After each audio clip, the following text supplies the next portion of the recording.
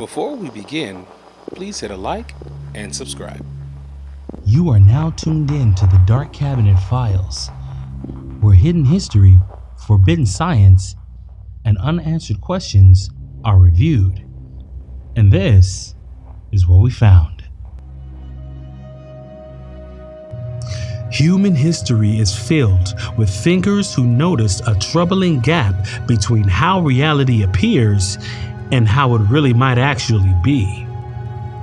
Long before computers, philosophers used dreams, illustrations, and hallucinations as metaphors for false reality.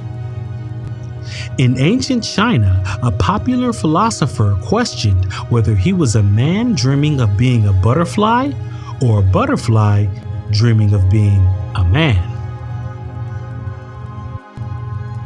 In India, the concept of Maya described reality itself as an illusion, a veil masking something deeper.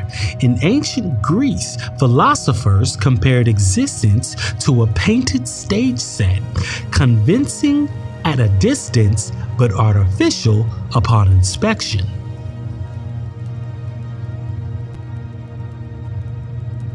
In Western philosophical tradition, this doubt became much more formalized. Plato's allegory of the cave described humanity as prisoners, mistaking shadows for truth.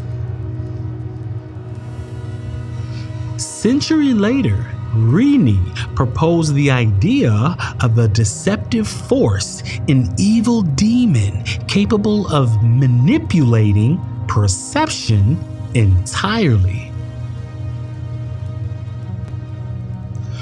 Modern philosophy updated this thought experiment into the concept of a brain in a vat, where a mind experiences a fabricated world without ever even knowing it.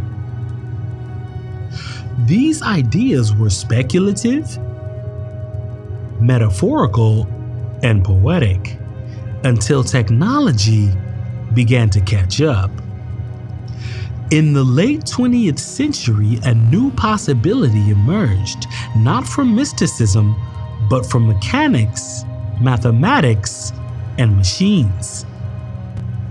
The idea that reality itself could be computational, that the universe might operate like an information system, that physical laws could resemble code. As computers advanced, the metaphors changed. Dreams became simulations, illusions became renderings, and reality itself became something that could, at least in theory, be generated. Today, that theory is no longer confined to philosophy. Neural interface research now allows human brains to interact directly with machines. Signals once trapped inside the skull can be translated into digital commands. Moving cursors, typing words, controlling systems. The boundary between biological thought and digital action has become at least a thin line. They've invented a way where human brains is no longer just observing the digital world. It's beginning to enter it. At the same time, immersive computing has reached a level of realism that would have been unthinkable just a decade ago. High-resolution environments respond to movement, depth, and gaze. Digital objects occupy space convincingly. Presence, the feeling of being there, is no longer theoretical. It's measurable, and it's improving. This question is no longer if simulated environments can feel real. It's how real is enough. This convergence has revived an old philosophical argument, one with deeply unsettling implications. It suggests that at least one of three possibilities must be true. The first is this: nearly all intelligent civilizations destroy themselves before reaching technological maturity. The second is this: advanced civilizations survive but choose not to simulate their ancestors. The third is this: civilizations survive, develop immense computational power, and run vast numbers of ancestors' simulations, recreations of conscious beings living out their lives inside an artificial reality. If the third possibility is true, then statistically speaking, simulated minds would vastly outnumber the original ones. And if that's the case, the odds would not be in our favor of us being the original reality. And what that would mean is this: none of this is real. The philosopher who formalized this argument noticed something curious. When people hear it, they often accept the logic, but disagree with the conclusion.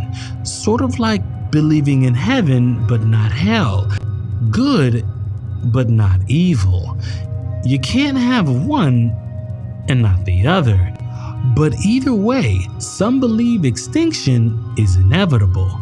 Others believe restraint will prevail. Most believe simulations are unavoidable. What's disturbing is that only one of these three options are in our favor. And there's one final implication that lingers. If we are not currently in a simulation, then it suggests that our descendants will almost certainly never run one. Because if they ever do, even once, the probability shifts immediately. Either humanity never reaches that point, or it does, and we are already inside the result. Now, there is no confirmation, only a pattern, repeating across history, philosophy, and technology. A pattern where humans keep arriving at the same question, using different tools. Now, what this ultimately means remains open to interpretation, and that's the story. But more importantly, what do you believe? To hear more from the Dark Cabinet Files, hit a like and subscribe.